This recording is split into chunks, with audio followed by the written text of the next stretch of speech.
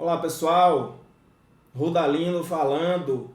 Vamos falar um pouquinho agora de conflito aparente de normas. O conflito aparente de normas penais. O que é o conflito aparente de normas? Pessoal, as normas basicamente contêm previsões de fatos e de consequências para esses fatos. Existe a possibilidade de um mesmo fato ser emoldurado, no entanto, por mais de uma norma. Ou seja, de um mesmo fato ser enquadrado por mais de um desses elementos do ordenamento jurídico que traz a previsão de um acontecimento e a consequência para esse acontecimento. Se João subtrai coisa alheia móvel, ele subtrai o celular de José, mediante grave ameaça, percebam. O artigo 157 do Código Penal traz subtrair coisa alheia móvel, mediante violência ou grave ameaça, e, portanto, enquadra com perfeição o comportamento de João. Por outro lado,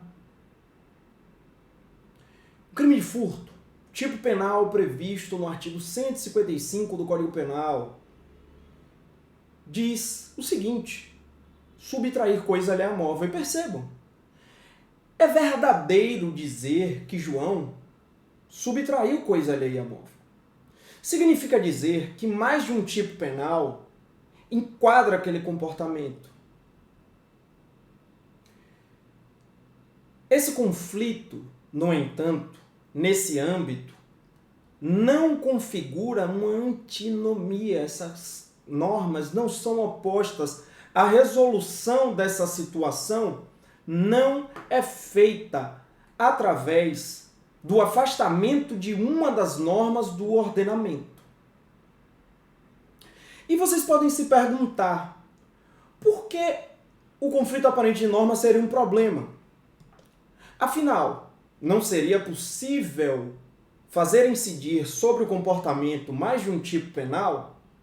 O conflito aparente de normas pode ser um problema em razão do princípio do ne bis in idem. Segundo o princípio do ne bis in idem ou do non bis in idem, um mesmo comportamento não pode ser duplamente punido com base nos mesmos fundamentos. Pensando a nossa situação exemplificativa, um furto, um roubo, João subtraiu o celular de José, o ameaçando através do emprego de uma arma de fogo. Por que não poderiam incidir dois tipos? Por quê? O fundamento para a punição é plenamente emoldurado pelos tipos de furto ou de roubo, tendo por referência o mesmo bem jurídico penal. Não poderiam incidir dois tipos penais para proteger o patrimônio. O fundamento patrimônio seria um. São requisitos para que surja o conflito aparente de normas. A unidade de fato, há apenas um fato. Havendo dois fatos, a indagação que surge é se há concurso de crimes ou não. Um fato é um dos requisitos para o conflito aparente de normas. Além disso, a pluralidade de normas penais incidentes sobre esse fato e a vigência de todas essas normas. Então, se há um fato, sobre ele incide mais de uma norma vigente, surge o conflito aparente de normas. A questão, então, é como solucionar esse conflito aparente de normas. E para isso, existem alguns critérios. Inicialmente, o princípio da especialidade. Segundo o princípio da especialidade, a norma especial derroga a norma geral. Ele se aplica naquelas situações em que há tipos gerais e tipos que contêm elementares especializantes. Um exemplo é a relação que se forma entre o crime de homicídio, previsto no artigo 121 do Código Penal, e o crime de infanticídio, previsto no artigo 123 do Código Penal. No infanticídio existem elementares especializantes. O que é infanticídio?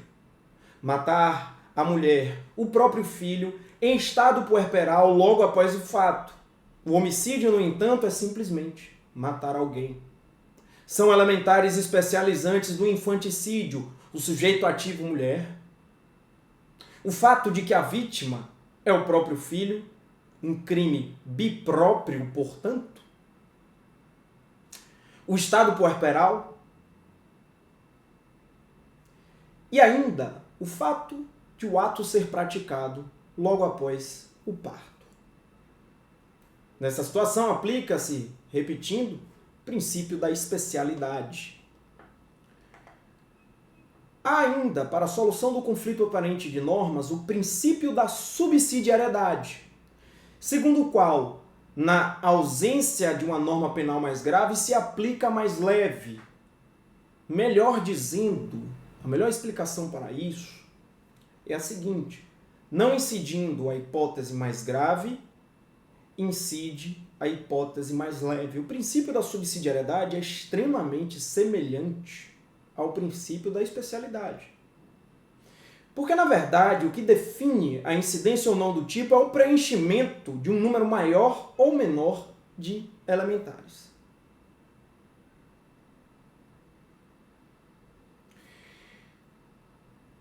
Falar em subsidiariedade, no entanto, para a doutrina é lembrar de uma relação necessariamente entre um crime mais grave e outro mais leve. O que não acontece, por exemplo, entre homicídio e infanticídio. E quando é que se teria isso? Eu já dei um exemplo hoje que se amoldaria exatamente a aplicação da subsidiariedade. Uma hipótese de conflito entre o tipo de furto e o tipo de roubo. Se não estiverem preenchidas todas as elementares do roubo, é possível incidir o tipo de furto. Suponhamos que João tenha apenas subtraído o celular de José enquanto este estava desatento. Qual será o crime? Furto. Por quê? Porque não estão presentes as elementares do crime mais grave, a saber, violência ou grave ameaça. Por essa razão, é possível afirmar que sempre haverá uma relação de subsidiariedade entre o crime de dano e o crime de perigo. Um outro exemplo que a gente pode dar de relação de subsidiariedade é o constrangimento ilegal em relação ao roubo. Na verdade, o constrangimento ilegal é chamado até mesmo, por Nelson Hungria, de soldado de reserva, em razão de ele ser subsidiário a muitos crimes, como o estupro, o próprio roubo. Dando sequência, princípio da alternatividade. O princípio da alternatividade se aplica aos crimes de ação múltipla ou aos tipos penais mistos alternativos. O que são esses tipos penais? São tipos penais em que há descrição de várias condutas, esses tipos têm vários verbos, e a prática de apenas um deles é suficiente para que o crime seja cometido. E mais, ainda que o sujeito pratique vários daqueles verbos, ele praticará um crime só. Crime de ação múltipla. Um exemplo é o tráfico de drogas. No artigo 33 da Lei 11.343 de 2006, há a descrição de inúmeros verbos. A prática de um deles é suficiente para que haja o tráfico de drogas. A prática de vários deles não faz com que haja vários crimes. O sujeito pratica um crime só.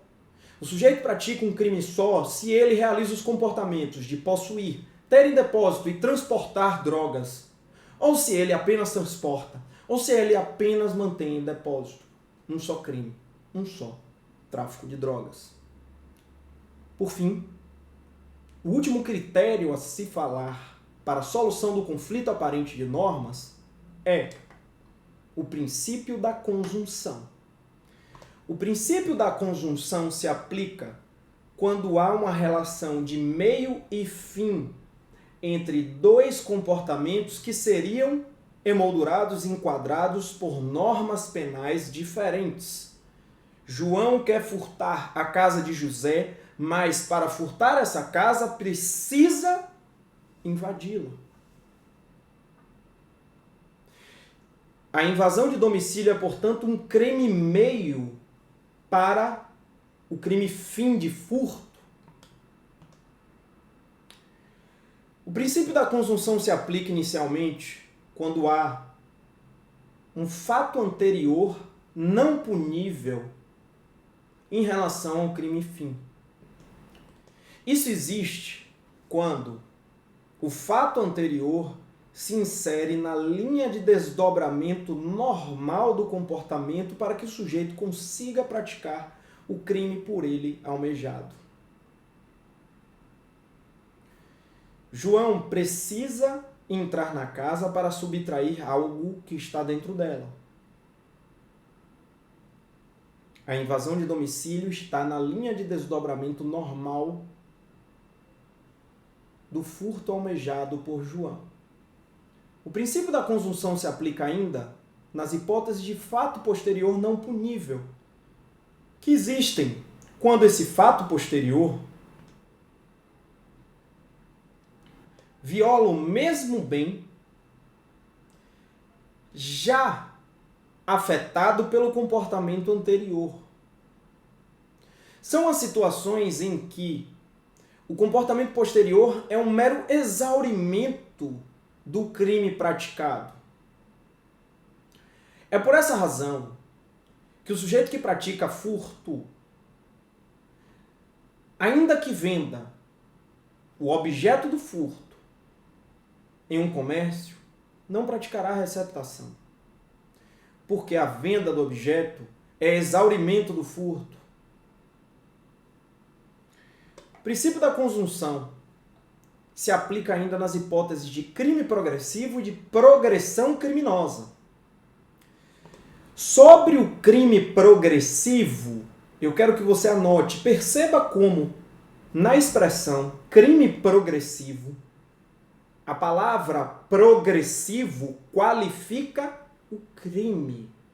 Significa que para que o crime seja praticado, é necessária essa progressividade.